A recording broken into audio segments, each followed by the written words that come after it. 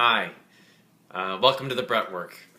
I was trying to figure out what to blog about this week, and I started thinking about survival jobs. You know, many of us as artists sort of carry this load of having to survive, especially in New York City, which is so expensive. And I remember when I graduated college, I felt like and I hope you can identify with this. I felt like, oh, I'm not gonna need a survival job. I'm gonna be unique. I'd spent all of high school and college performing full time. I mean, that's all I did. Of course, I went to classes, but I always had a show. I always had work. And when I graduated college, I had a job. I had worked at Paper Mill Playhouse and it was one of my favorite jobs ever. And when that ended and 9/11 hit, I didn't have work. I had to do something to make money. And I felt like a failure. Getting a job, waiting tables was my first.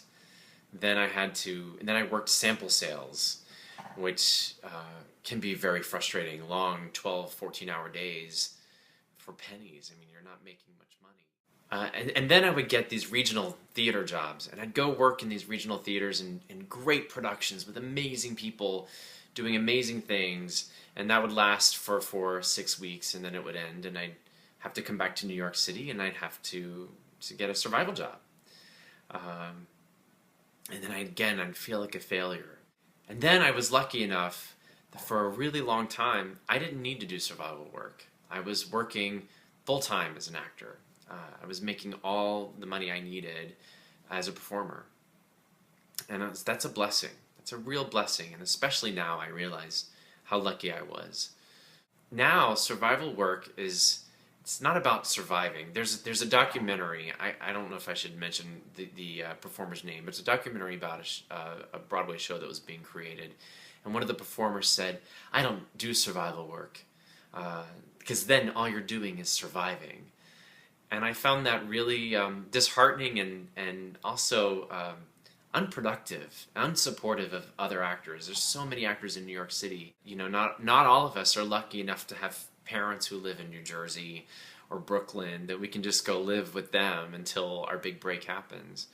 And I think the key to learning how to not resent survival work, not resent your day job, is to realize that the first step to getting an Oscar, the first step to getting a Tony, I learned this from my mentor Dallas Travers, is being able to eat, having a roof over your head. And the moment we can start to accept that making money is what these jobs are, and being a worker among workers and coming in and realizing that we are more than what we do. That's the key.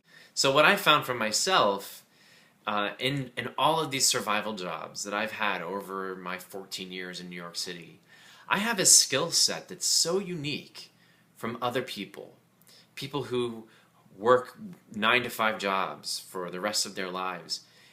They've never catered, been a tour guide, done social media work. I now mentor other actors on their careers. You don't have to just survive. You can show up and be a worker among workers. You can be of service to others. And you don't have to be defined by what you do. You can know that by making this money for these 5 hours of catering or whatever it is you're doing, you're allowing yourself to accomplish your dream tomorrow, to take the class that you need to take, to go to the audition that you need to go to, and trust that the universe has a bigger plan for you than just these 5 hours of catering.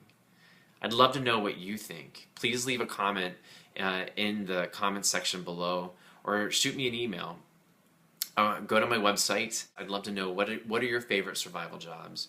What else have you done to help make your dreams come true?